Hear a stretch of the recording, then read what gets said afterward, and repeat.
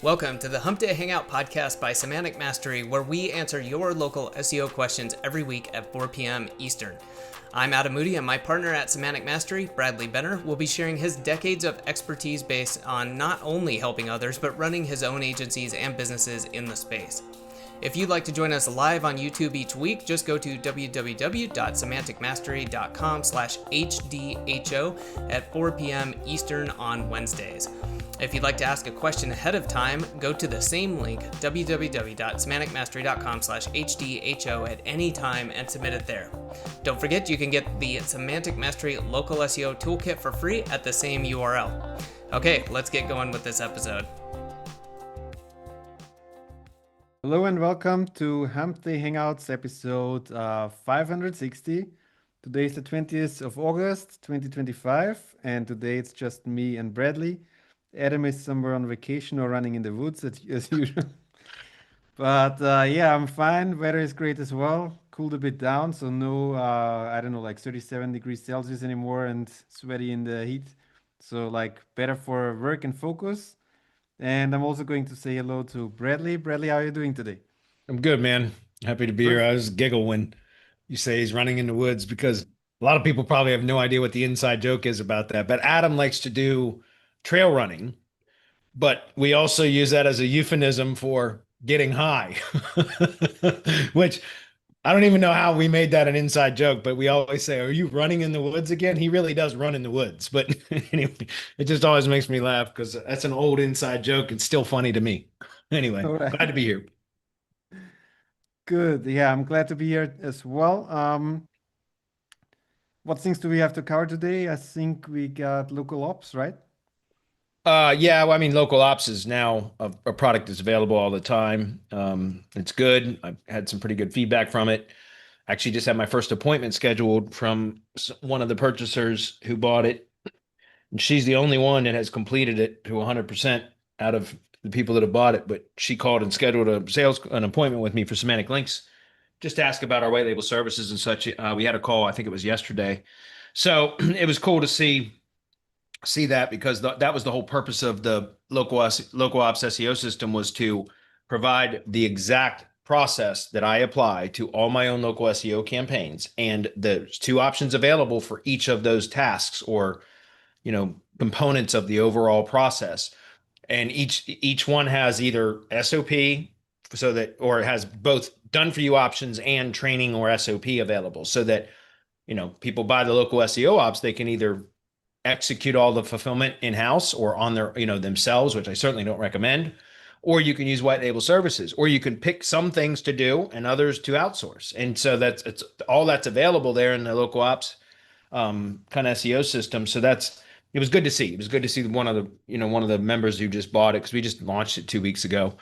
Schedule a call, because she was going like, there's a lot of good information here. There's no way that I can do it all. I'm still trying to learn it, blah, blah, blah. And I said, well, that's precisely what the white label services are for. As long as you can mark it up with at least a 50% margin, there's really no reason to have to do all of the stuff in-house. You know what I mean? In my opinion, if you can still make good margin on using a white label provider, why would you want to add the complexity of fulfillment and the responsibility and the stress and all that kind of stuff? I'm not saying don't.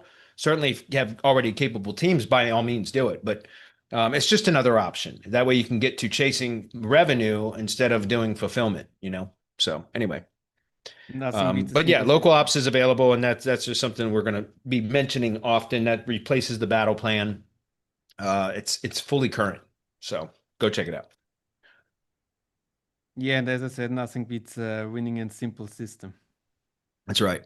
That's right. In fact, Chris and I, and well, Adam will be too, are going through a kind of a business operating system program that's going to help us to kind of simplify our own internal processes, become more focused, less scattered, and all of that. And I think it's an exercise that all of us should go through.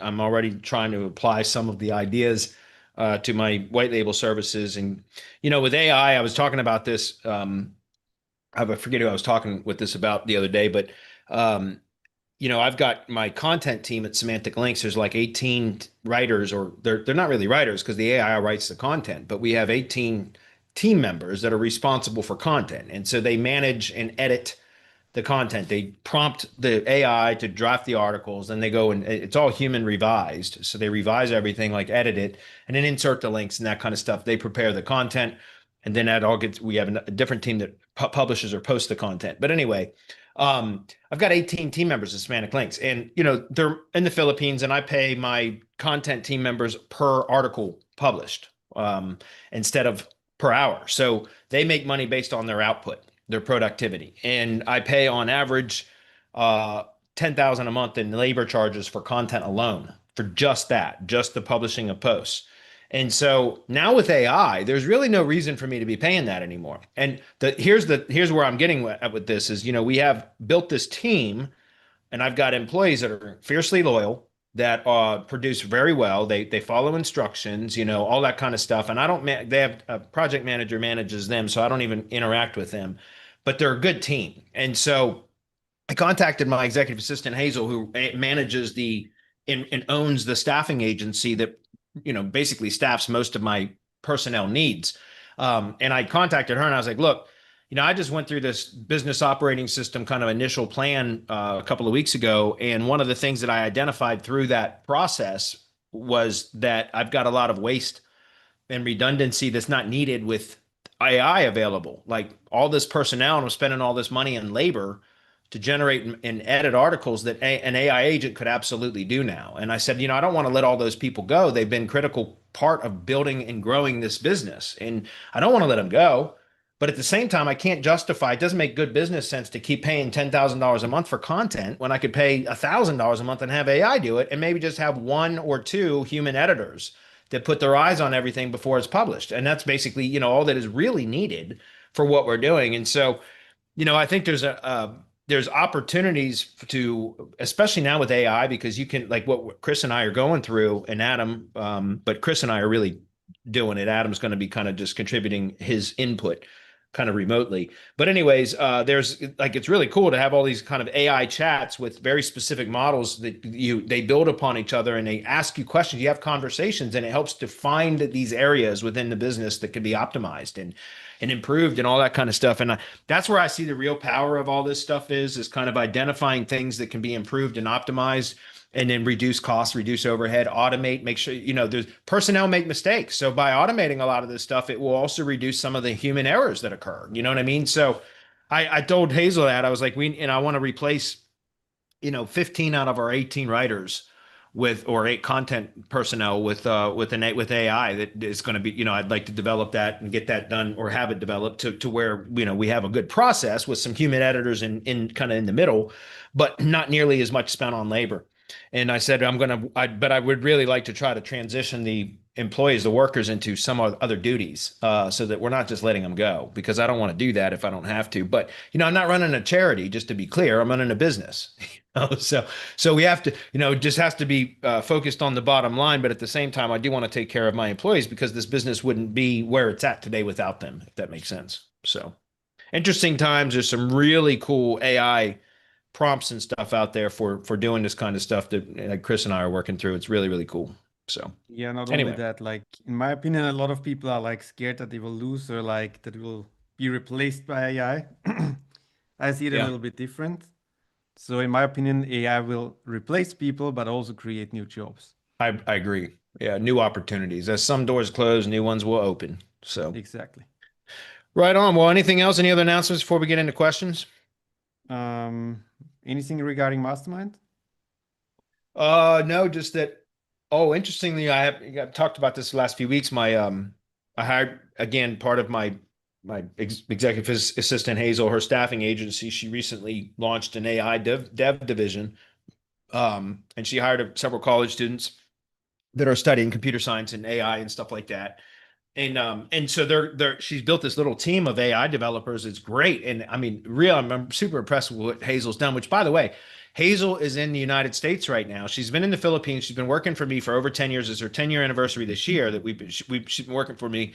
And we've never spoke, ever. Never have we had an audible conversation in 10 years. She's been a critical component of my business. That's why she's my executive assistant. Again, she runs her own staffing agency.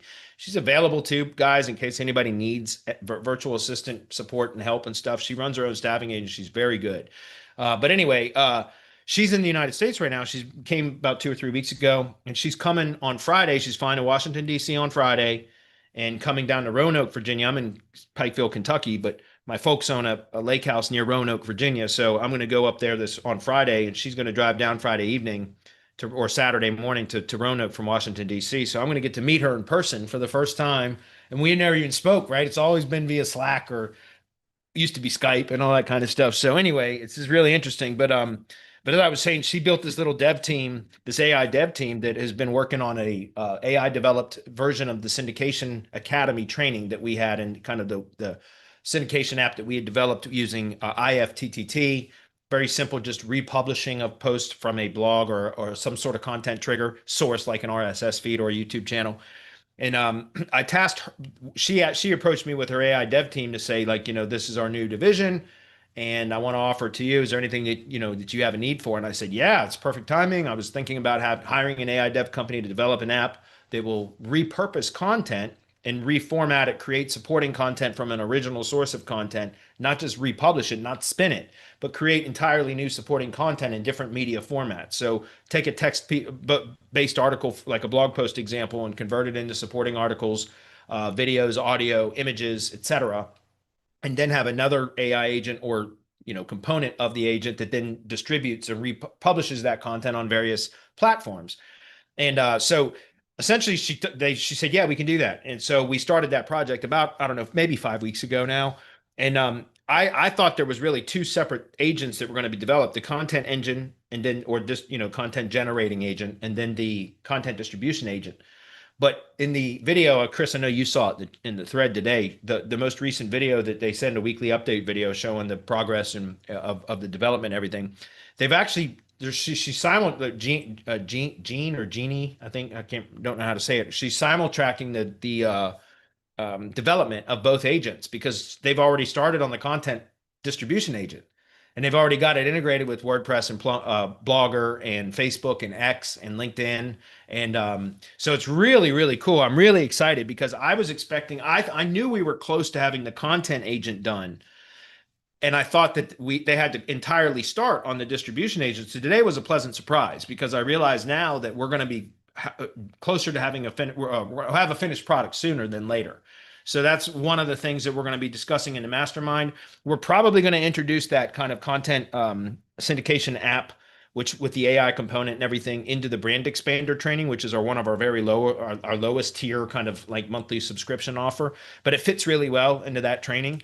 We're probably going to have some more advanced versions of it and some done for you services available too, very soon as well, once the app is done and I get to test it thoroughly. But more of that information will be coming as that app is ready, comes online. It's close though. I'm pretty excited. So, all right, yeah. So Costco membership is a great question. And then Chris, if it's cool with you, I'm going to grab the screen and get right into questions. Sounds good. All right.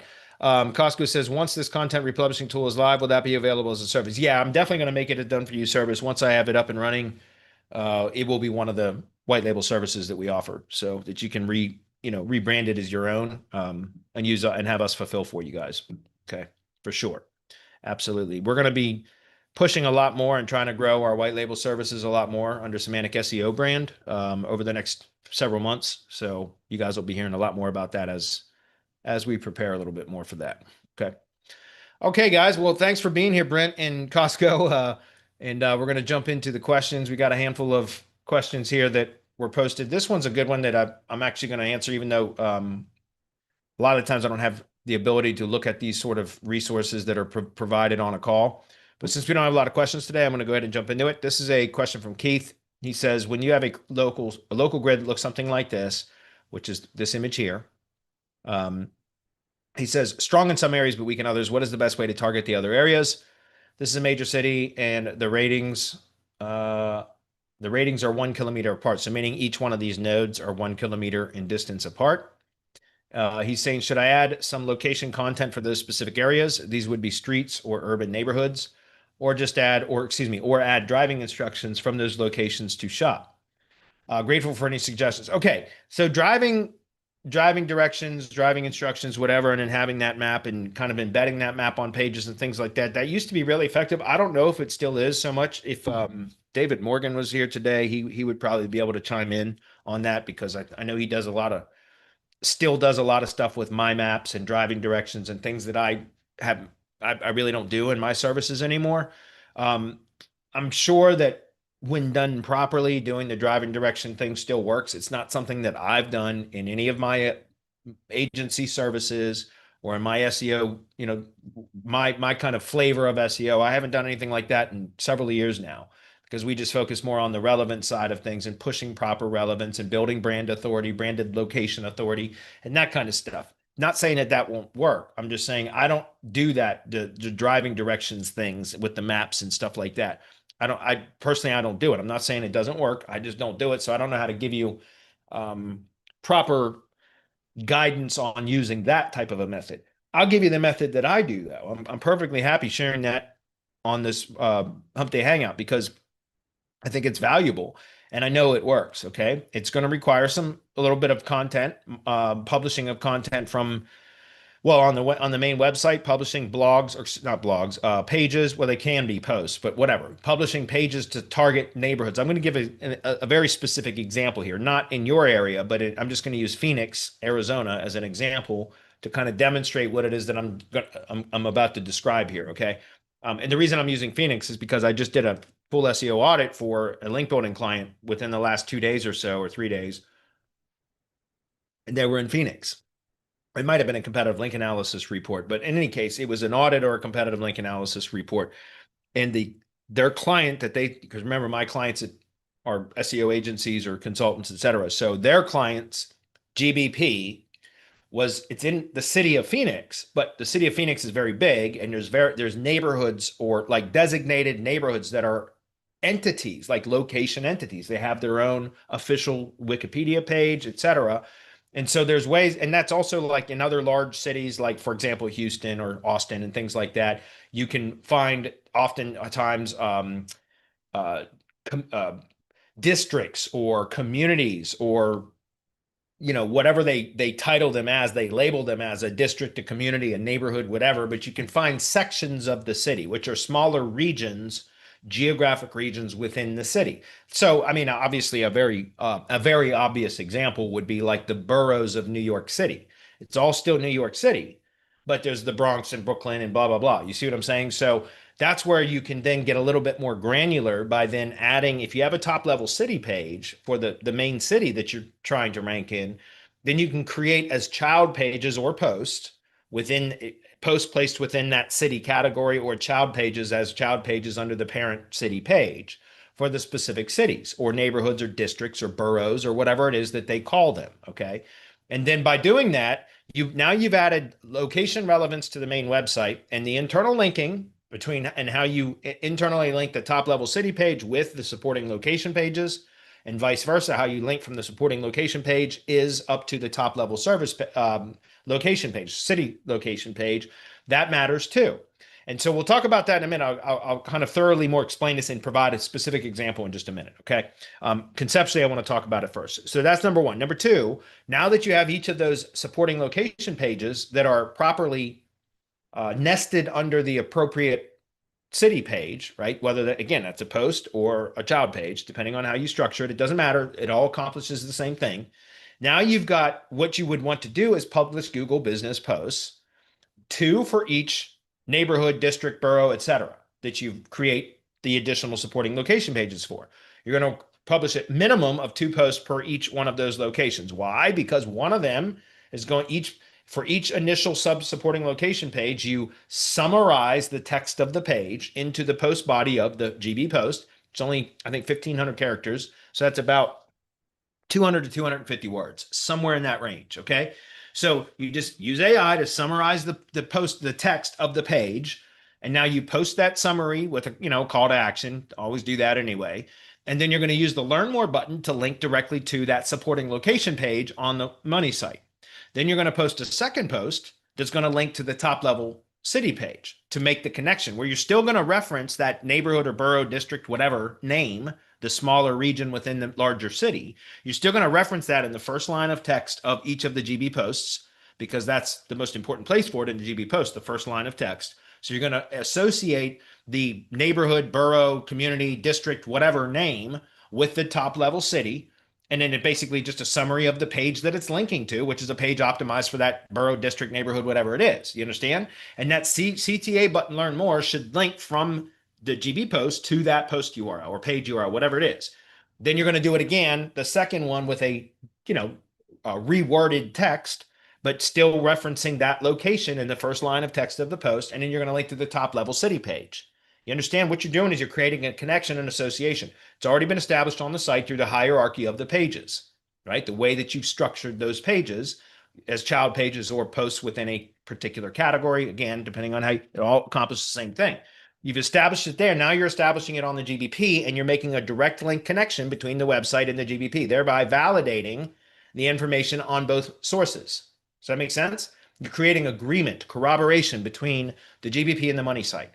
All right. Now, preferably, if possible, if you can get images, photos that are taken from mobile devices within each of the boroughs, districts, neighborhoods, whatever, that you're going to be targeting, and then using those photos to upload just directly to the GB profile, because that then supports now the website and the GB posts that are claiming that they do products, or they provide their services or products or whatever in this area here as an example. Now you've got supporting evidence via photographic evidence with geographic metadata that has been unaltered, that is also uploaded to the GBP. Then you use those same photos on the pages, the neighborhood pages, and within the GB posts when you're linking to those pages. You understand?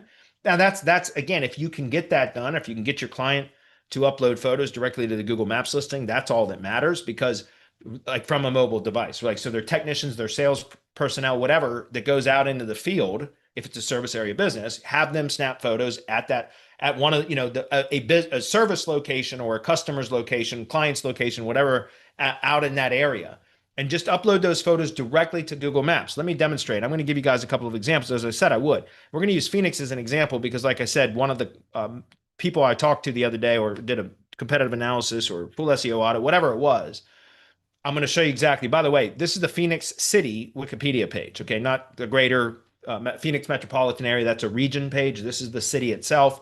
But if we come over and we look at geography, you can see cityscape and neighborhoods. And here's a map of the neighborhoods with, these are the neighborhoods that have actual entity. They're considered entities because they have a Wikipedia page. It's a person, place, or thing as an entity. And when it's got a Wikipedia page, it means it's officially recognized as an entity, at least by Wikipedia, which means Google will recognize it as an entity as well. So this is which you call a location entity, right? So you can see that these are neighborhoods. And right here's the map that shows the areas where those neighborhoods are located within the city of Phoenix.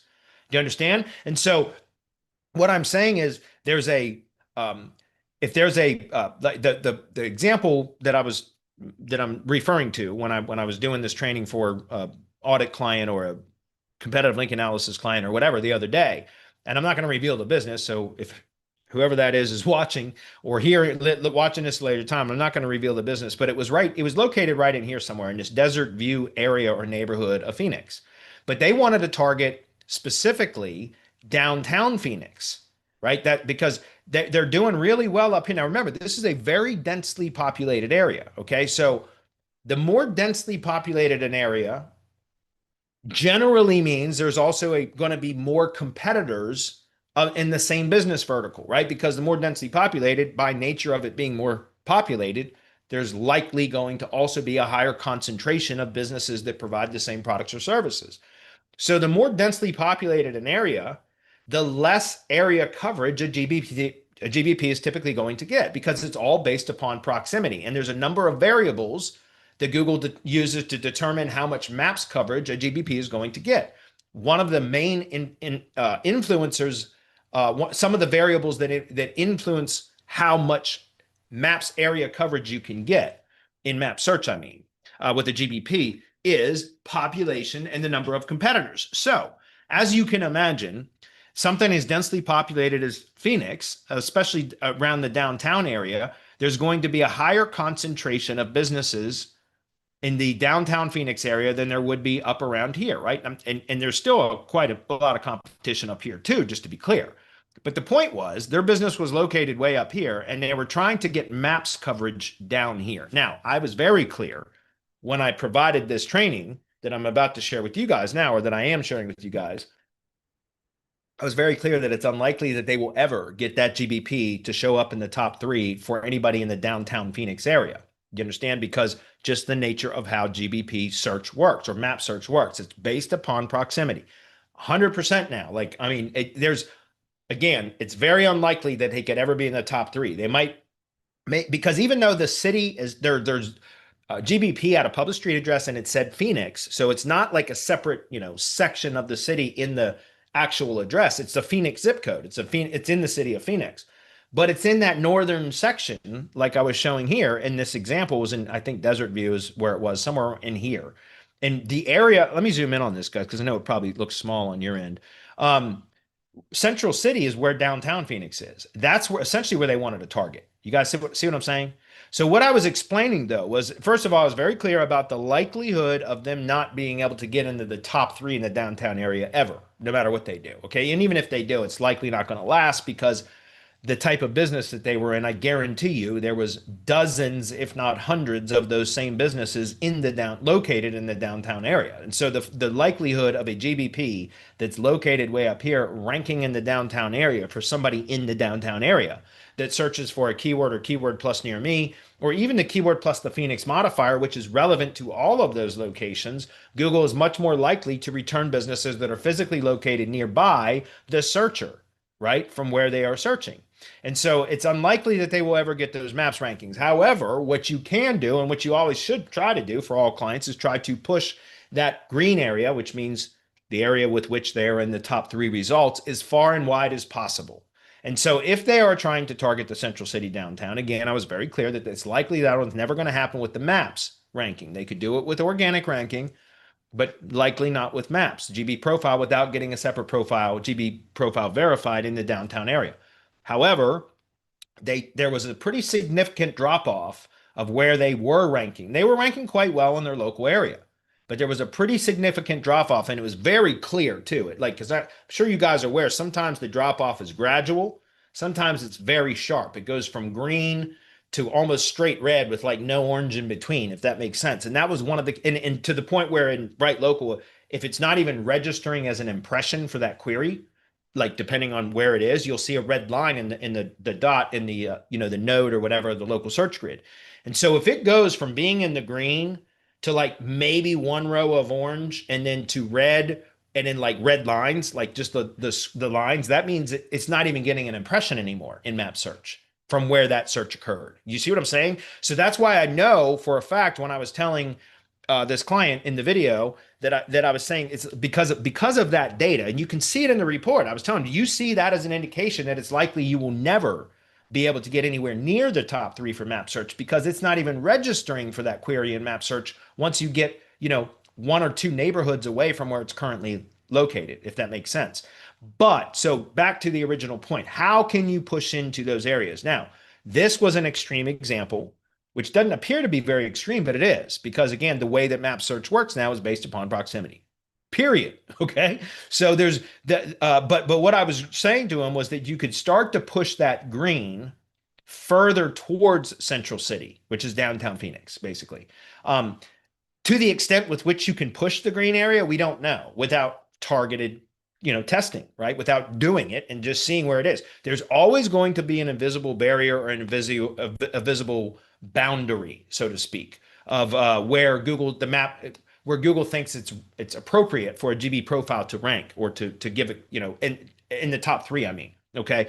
And even when you can, which by the way, you can brute force past some of these limitations, but it's usually very temporary, meaning you could do a ton of link building and things like that, ton of CTR perhaps, whatever, and sometimes push into those areas that are typically not allowed, or Google doesn't typically allow a Google business profile to rank in the top 3 because of the proximity variable. Sometimes you can still get into those though, but usually it doesn't last very long. Like it's an enormous amount of work and resources to keep it there. That's been my experience, and that I've seen it, even if we can brute force it in there, usually it doesn't last very long, because at every opportunity that Google has to kind of narrow that exposure back down a bit to a more reasonable level, at least according to what Google considers to be reasonable, it tends to do that. Okay. So that's been my experience. And so what I would typically recommend is, as far as like linking or trying to build, like I said, I don't do like the driving direction stuff and all that kind of stuff. And I really don't do a lot of CTR anymore, because not with apps. If I'm doing CTR, I will buy Google Ads. I call it proximity push. I've been calling it that for years, as buying Google Ads traffic using the display network, where I can set my geographic targeting, preferably with a relevant audience segment, right? So like an in-market segment, such as in my industry, there's the in-market, meaning they're in the people, the Google users that Google places into this defined audience segment, predefined audience segment, are likely in market based upon their search history, et cetera, the places that they visit, the website, the searches that they've done, the websites that they visit, the physical locations that they visited, all that kind of stuff that Google determines that they are likely in market for lawn and landscaping services or home improvement services, with a sub target. There's kind of a subcategory for targeting for lawn and landscaping services. And so for in the tree service industry, I will set geographic targeting. So for example, if I had a tree service company in Desert View that was trying to rank down, or trying to get maps exposure down in Central City, or which downtown Phoenix, I mean, then what I would do is I would set up some CTR campaigns where I would create a very tight geographic radius targeting function in Google Ads using display ads. And I would select an in-market segment for home improvement services, lawn and landscaping. So that's a subcategory of home improvement services. And then my display ads would have a link that would click directly to the GBP. I would use various target URLs as the destination for the click, right? The Google Map profile. Seriously, you have to take the long Google Maps URL, the long, ugly one with all the latitude and longitude and everything. You have to use that one in the Google ad, because you can't do a redirect. But you can use that. You can send link clicks from a Google ad, a display ad, directly to the Google profile map, right? The Google Maps listing. You can send it to a modified search query string, like a google.com question mark equals, and in the query, where you can add a branded search query, brand plus keyword. So like tree service, or brand plus a location modifier, right? So if tree service is in the name, and then you add the location modifier, now you're getting the association between the brand and the location. And you can simulate almost a search and click signal from manipulating a search URL and then sending clicks to it, right? That's another way to do it. So there's a number of things that you can do where you're buying Google user traffic from a narrowly defined geographic area, from an in-market or in-segment, whatever, audience. In-market segment is what I recommend, or you can create a custom segment, a custom audience, custom segment, whatever it's called in Google Ads now. And then those people that perform those clicks, Google knows their history. That's why Google put them into that predefined audience segment, right? So Google knows that they're in the area. That's why you set geographic targeting. And then Google knows that they are likely in that market for whatever the product services are. So when you receive that click is weighted significantly heavier than just some random click out there, or some click that ran through a bot and some mobile proxies and everything else to spoof like it was an actual local consumer click, right? It's a different way to kind of do CTR. And that's really the only way that I like to do it when it's needed, when I'm trying to do, like, otherwise I'm just going to use one of the CTR apps that integrates with Search Console, so it doesn't over optimize the campaign and send too many signals and all that kind of stuff. But that's one of the things that I would recommend if needed.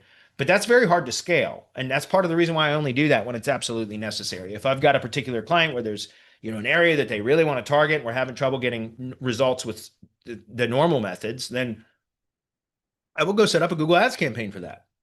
And like I said, it's a bit more manual. It's not really easy to scale. That's why it's not something that I do as standard operating procedure. In fact, let me just double check this.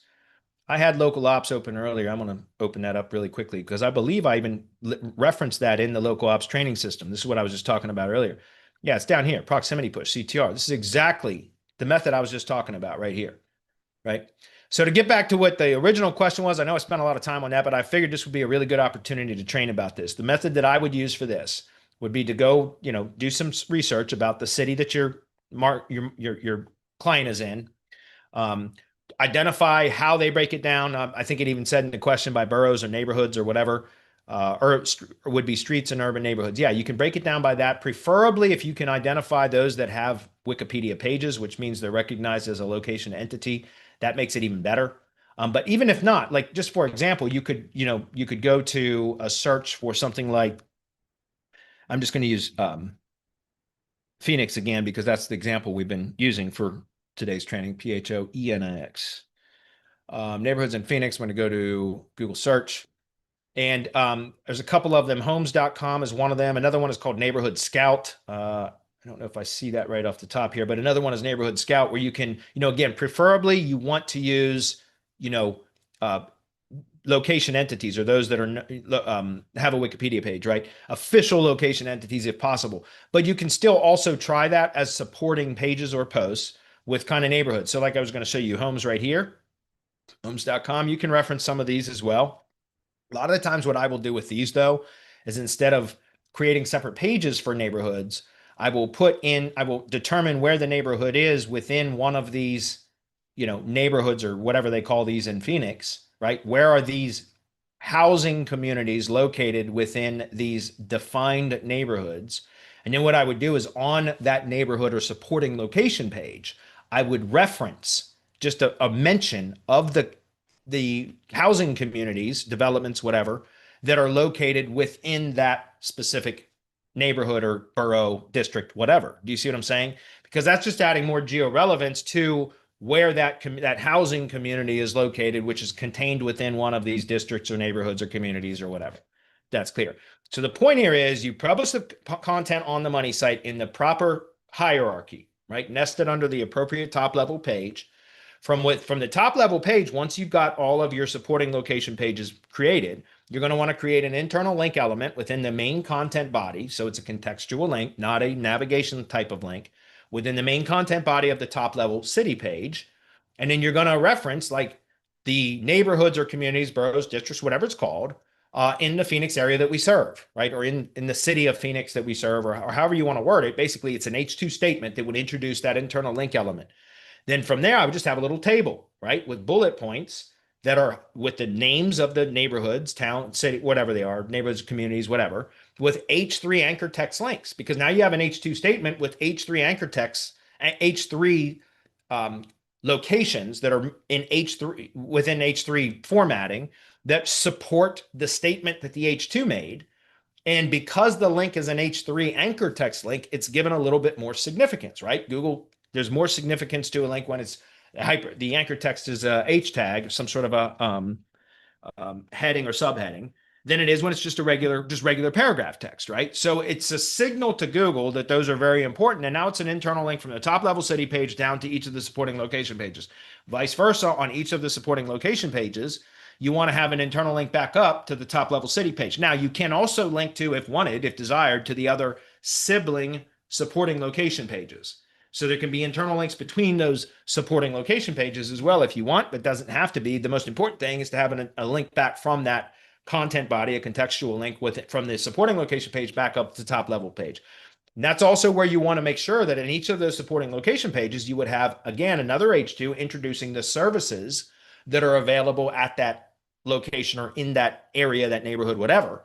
And then that would be the internal link element that's going to list and link to with H3 anchor text links to the top level service pages. So now what you've done is you've created an association between each one of the neighborhoods and the specific services, right? And now through the supporting location pages, supporting location pages have clearly shown the connection and the hierarchy, the association with the top level city because of the internal linking.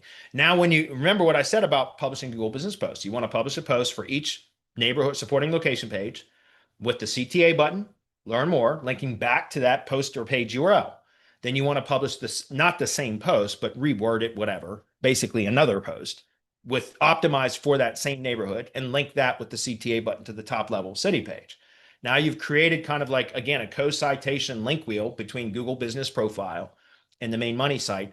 And the way the internal linking is done on the main money site, when you build a link to one of the supporting location page, what happens? It flows up to the top level location page and to all the relevant services that are available in that specific neighborhood area or whatever. And when you build a link to the top level city page, what happens? It flows down to all of the supporting location pages and also to all the service pages that are relevant to that area or those locations. So it's a way to create internal link wheels, but also do it with Google Business Profile and create all this data with, again, if you incorporate the images, if you can get the client to do that, which I started to show you that and I didn't. So let me just grab this very quickly and just say, I'm just going to say plumber in Phoenix, just as an example. Okay.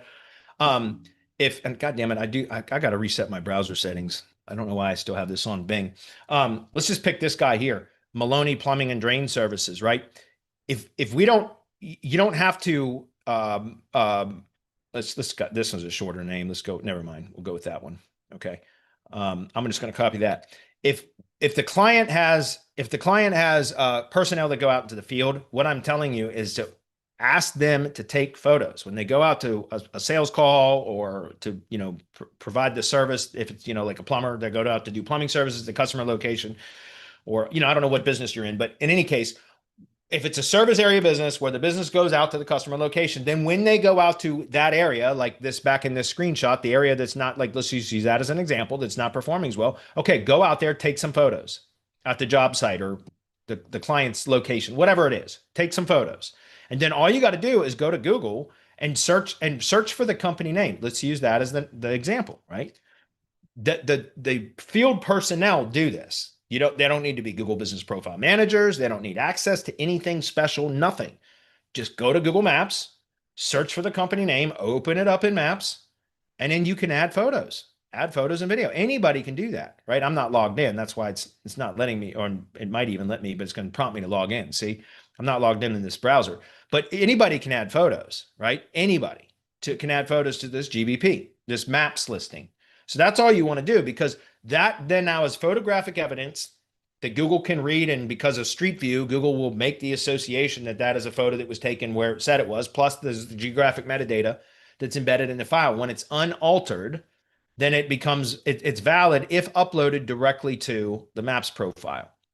As soon as you start messing with the EXIF data and everything else, I know there are some apps that do it well, but the vast majority of them will leave kind of a fingerprint that the EXIF data has been modified, and Google will ignore it if that's the case.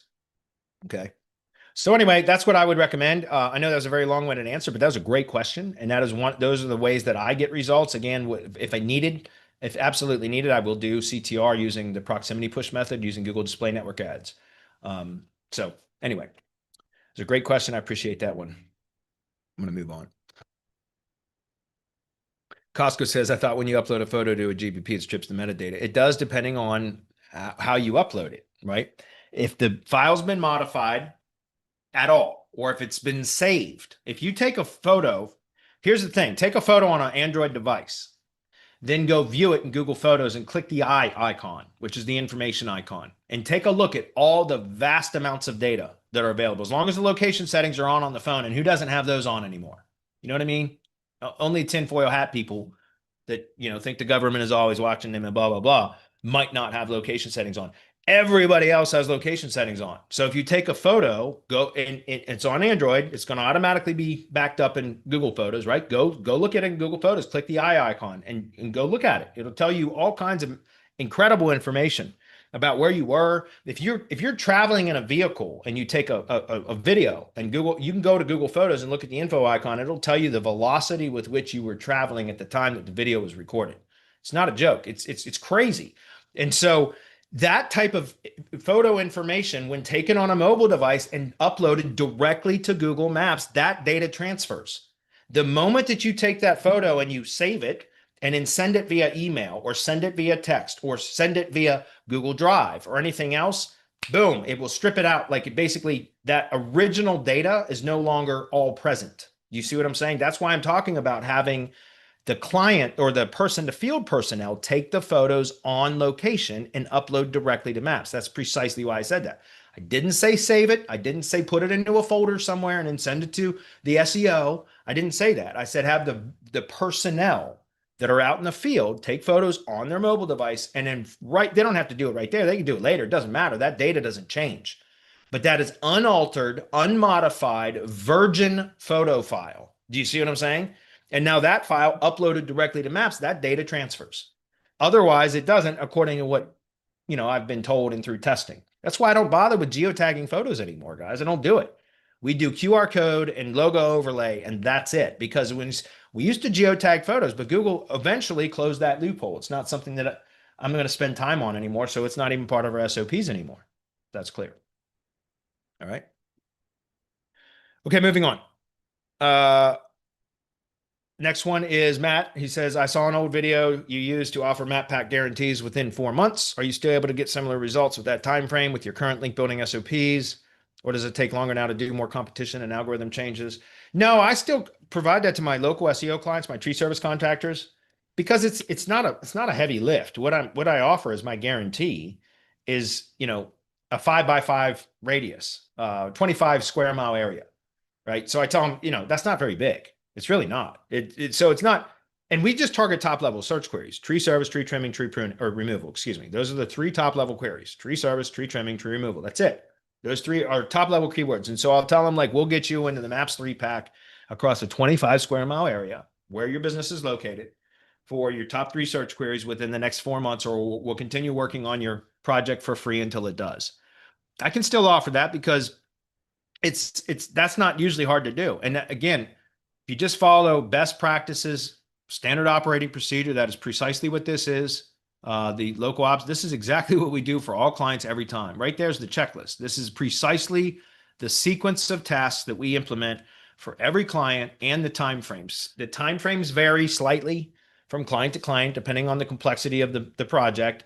But this is pretty much SOP for how I get clients results every time. And for a small area like that, 5x5, so a 5x5 grid with 1 mile spacing, or you can, jigger it however you want, to make it about the same area, so you can have more data, but more data nodes, more data points, but still the same area.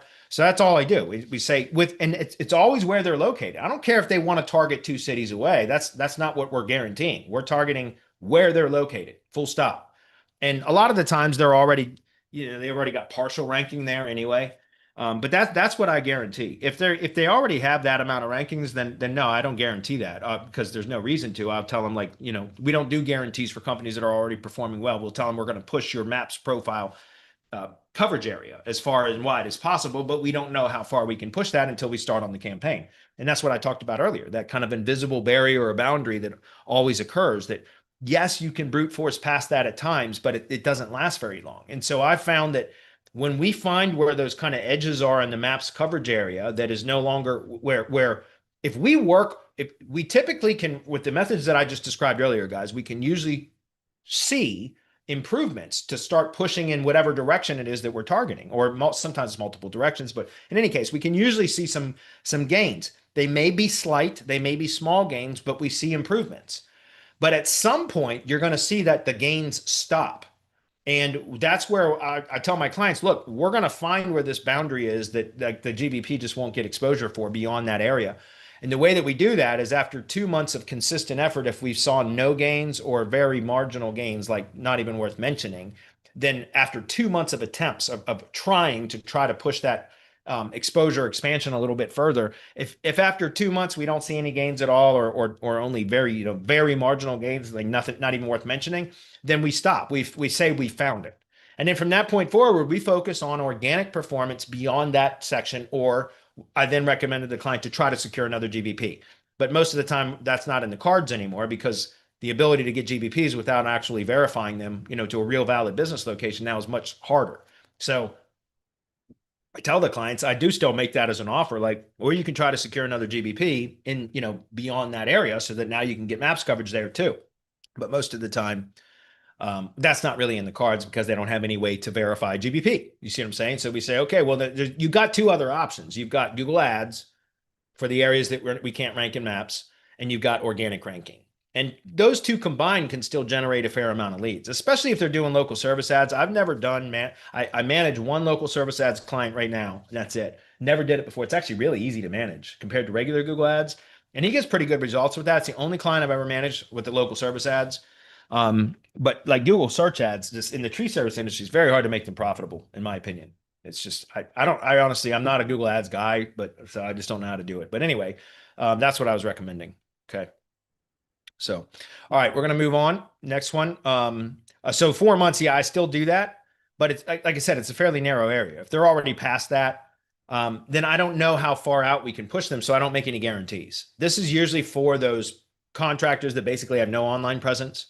And so I make that guarantee as kind of a way to alleviate their fears. And it's not hard. By the way, the reason why I said 4 months was because I used to, and my guarantee used to be stronger because I used to say, we'll do it in 90 days or three months, or you don't pay, which means we would refund their money.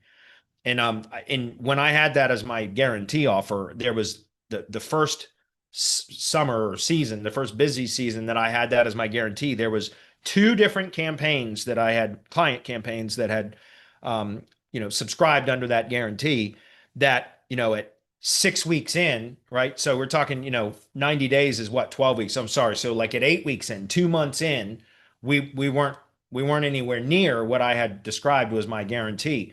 And it was like down to the wire, like the last week before the 90 days was up, that I was able to pull it out of my ass by doing like a bunch of press releases and stuff where I actually lost a little bit of money, but not near as much as I would have lost had I had to refund 3 months of payments that I had already executed and provided deliverable paid staff members or vendors or whatever for the deliverables, all that kind of stuff. Like I'd come out of use their retainer money already, so I would have been coming out of pocket to refund the money.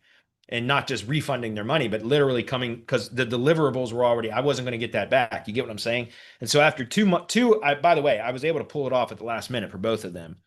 But that's when I changed my guarantee. I said, I'm not going to do that again. I'm not going to offer the money back guarantee. This is SEO, man. I can't guarantee this shit like that. I can say we'll do it in 4 months or we'll continue working on it until it does. And see if people take me up on that. And never had a problem hitting that one, just to be clear. All right. Good question. Huzzy says, for the link building section of local SEO SOP you released a couple weeks ago, that's local ops. That's what we're talking about right here. He says, is that the same process you use for both client work as well as your white label link building campaigns? If not, what do you do differently? No, it's not the same process because these are for my retail agency clients. These are my local SEO clients. I apply this exact same system or process every time, because they're my retail agency clients as a white label. Oh, you mean as far as just the link building stuff? Yeah. Okay. Forgive me for misinterpreting your question. Yeah, absolutely. It's the exact same thing. The only difference is for my local SEO clients, I also do outreach links. I've talked about this on Mastermind on Hump Day Hangouts, etc. I use QGP as my outreach link provider. I don't provide those types of links myself because it's the outreach links. QGP stands for quality guest posts. I use this service for outreach links for all of my local SEO clients, depending on what retainer level they're on. Most of my tree contractor clients are on an average of about $1,000 a month retainer, the vast majority of them. Okay. I have a few that are at 1,500 or 2,000 because they are either in more competitive areas or they serve larger service areas. Okay.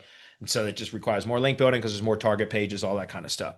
But in any case, once per quarter, so once every 3 months, I will buy for my lower retainer based clients one outreach link. These start at basically $199 per link. That's one link for $199. Okay. And what I'm doing when I'm buying links from this vendor for that is I'm buying links that are still relevant, at least at the referring page level. I'm still looking for relevance, but then I'm looking for traffic metrics specifically. That's what I'm buying, is a link that has traffic statistics, essentially, meaning it maybe not the referring page URL itself has a lot of traffic, but the domain does. And that's what I'm buying when I buy these links, because a lot of the links that I provide under semantic links, they're pushing relevance. That's what they're intended for. Some of them have traffic, some of them don't, or some of them have traffic, but it's not enough to really be measurable by a lot of these big tools or whatever. So what we're pushing is relevance. What I found is that if you can mix in some links that also have traffic, and among all those links with relevance, it really helps the whole campaign just to perform better. And so because these are so expensive, I only will do one link per quarter for my lower priced or tiered subscribers or clients, whatever you want to call it. And for my higher tier guys, we'll buy two. Does that make sense? The $1,500 and $2,000 a month retainer clients will buy two per quarter. For the $1,000 a month and lower, because some of them are just on front end services stuff or whatever, we'll just buy one per quarter. Does that make sense? And that way we focus most of the client's budget on semantic links, which are significantly more cost effective. But a lot of those links lack the traffic component, right? And so if you can buy that elsewhere, which is what we do with those outreach links, niche edits, and guest posts, where I still look for page level relevance. I don't care so much as the domain itself has relevance matched to what it's ultimately linking to, but I do want the page level to be the referring page that contains the link to be topically relevant. And then from that, it's a matter of traffic metrics. Okay. And again, that starts at about $1.99 a link. So it's not cheap. Other than that, everything else that I do for white label link building clients, as well as for as far as link building goes, 100%. There's no difference whatsoever. That's the only difference. And I tell that to link building clients too, by the way. I tell link building clients, because when they ask, is there anything else that you would suggest? Yes, outreach links. That's not something we provide. Here's a vendor that I recommend if you want to use them, or find your own, So I'm transparent about that. I always try to be. Good question. Next one. Which brings me next question. This was about understanding ID pages. What the fuck is a cloud page? It's just a HTML page hosted on some sort of cloud storage service like Amazon S3, simple storage solutions. Was it Microsoft Azure, which is Microsoft kind of storage. You could do it in Google Drive, but you used to be able to host HTML pages in Google Drive. I don't know if you can still do that. I don't think you can. Maybe you can, but I know you can do it in Google Developers Console or something. Anyway, it's just a cloud hosted page. All that means is a HTML page hosted on a cloud storage type of a bucket, right? That's all it is. All right, moving on. James says, what tools and click settings do you use for CTR manipulation too? I just mentioned it. SERP Empire is okay. Guys, I just don't find a lot of value in CTR apps anymore, just so you know, because Google's gotten so much better. You know what? Oh, good. Thank God. I thought it was going to take me right into my dashboard.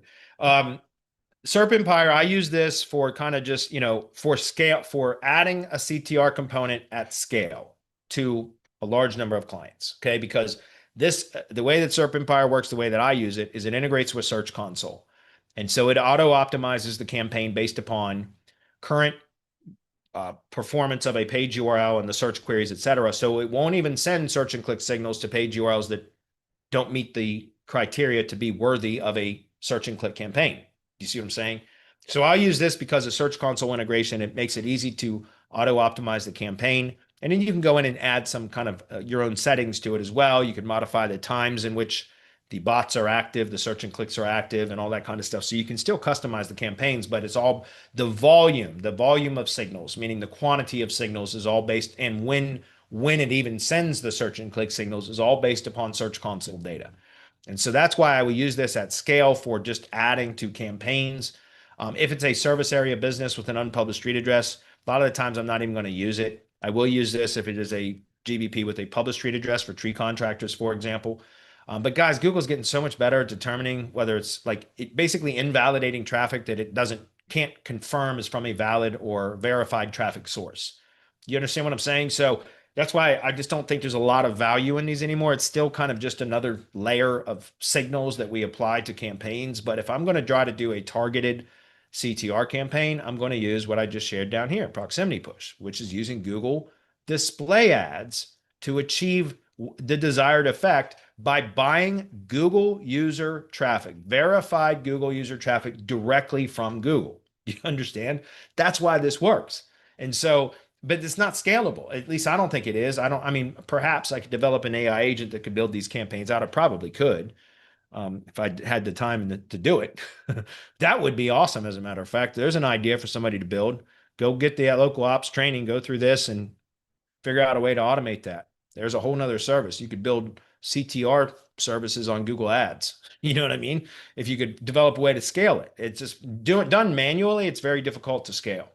Like I said, I will apply this type of a method for stubborn campaigns, but I try to avoid it when possible because it's manual.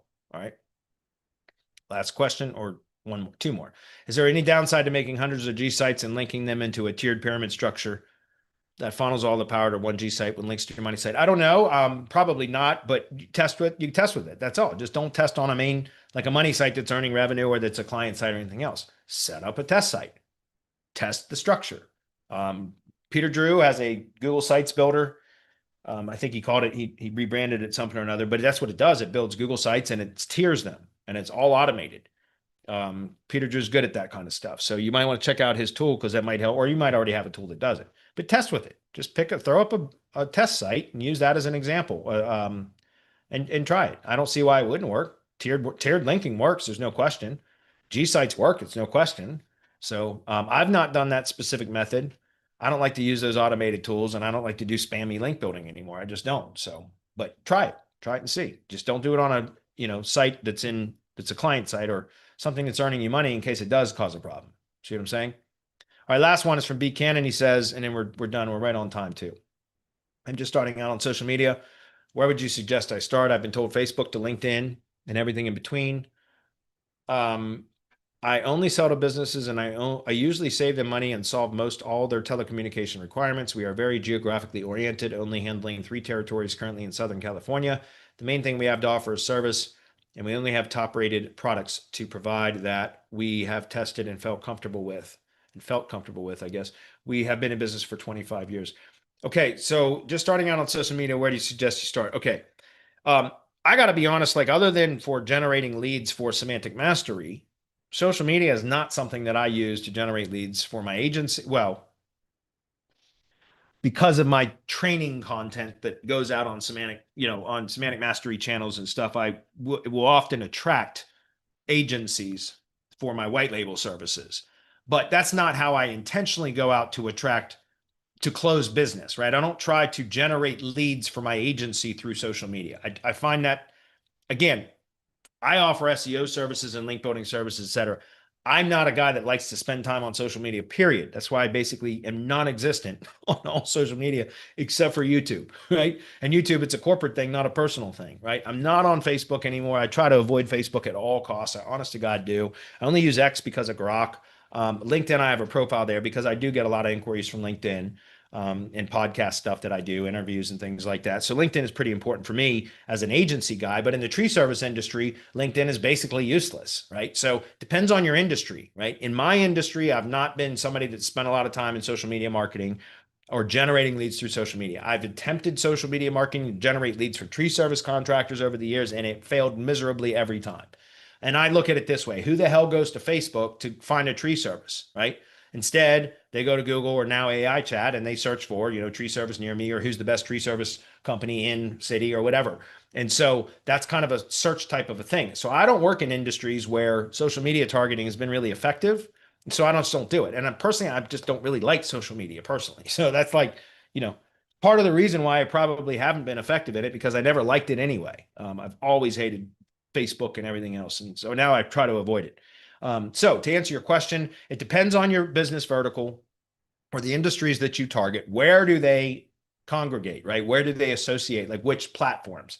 Get there first, right? Where's the best place to set up a hot dog stand? Outside of a hungry crowd or nearby a hungry crowd, like outside of a stadium, or something like that. So find out where the people are, the industries that you're trying to target. And, is it LinkedIn? Like I said, for agencies, LinkedIn is great for me, but for tree contractors, LinkedIn sucks. Facebook is better for tree contractors, right? Almost all tree contractors have a Facebook page. So if I was going to be targeting the tree contractors as an agency trying to sell marketing services, then Facebook is one of the targeting options that we use, but it's we're not aggressive about it. All we do is you can check it out. You go to facebook.com and check out the treecarehq page. You can check it out on X too. Sorry, let me go to Facebook. I'll just demonstrate this really quickly. And Chris, if you got to go, dude. I'm just going to stay to answer this last question and then I'm done. I'm going to show you guys Tree Care HQ. Adam usually stays, but Chris can bounce. So Tree Care HQ, you guys can see, this was 3 hours ago, right? So my team, when they publish a post for a tree contractor on the directory, they are told to then go tag the Facebook page of that contractor via Facebook page, so that the contractor gets a notification that their page was tagged by Tree Care HQ. Do the same thing on X, right? If we go look at X, but it's not me trying to communicate with them. It's just because we're communicating via cold email. That is the way that we work. Let me just show you. Just go to Tree Care HQ. We do all of our lead gen for my agencies through cold email. I've been teaching about that for years, guys. For 5 years, that is how I've grown all of my agencies, is through cold email primarily. That's it. So social media is just a reminder because we've already had communication contact via email. So they've replied to my cold email when I'm sending a cold email asking them to confirm their contact information for their free directory listing on the treecarryhq.com directory. I'm not approaching them as a marketer or as an SEO or as a lead generator. None of that. I'm approaching them as a tech specialist, so a support technician at the directory, so that I can validate or confirm their company's contact information for their free listing on the treecarryhq.com directory.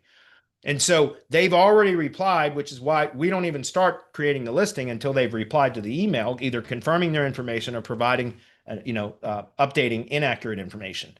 And at which point, then we go publish the listing. And through that process, we have a series of automated communications that are handled through high level that continue building a rapport with the contact, the tree service owner. And then once the listing is ready for delivery, that's when then we add them to the listing delivery sequence, which then prompts them to schedule a call so that we can review their listing with them.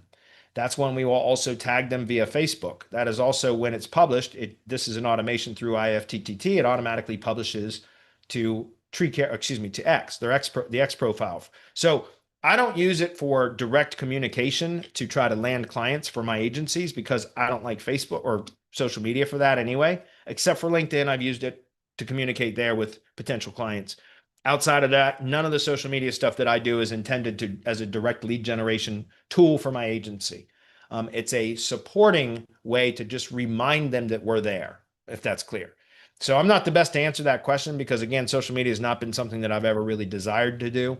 I've tried it a few times and have never been successful with it, in part probably because I've just always had an aversion to it. If I enjoyed it more, I probably would have been better at it. So I don't know if that helps, but find where they are. You want to create a platform there first, but also try not to be pitchy. I don't know what your approach is. If you've been in business for 25 years, you probably have a good approach. I would assume you would. But in social media, like, the worst thing you can do is what the idiots do on Facebook, which is part of the reason I don't like Facebook at all anymore. Is where you'll get PM'd all the time and friend requests all the time with and they go right into a pitch. Like, that just drives me nuts. That's part of the reason I don't even like Facebook anymore, right? Because I'm tired of getting contacted by randoms all the time, wanting to offer me their services or ask me questions about my services when they could have just gone to Hump Day Hangouts or sent me an email, you know what I mean? Or scheduled a call with me via any one of my sales pages or booking pages. Don't contact me on Facebook about it. Reach out to me via a business channel. You know what I mean? That's just because I don't like Facebook. So anyway, hopefully that's clear. All right, guys. I think we're wrapped up. I don't see many questions or comments in the comment box that I didn't answer already. So I'm going to wrap it up, guys. Thanks everybody for being here. We will see you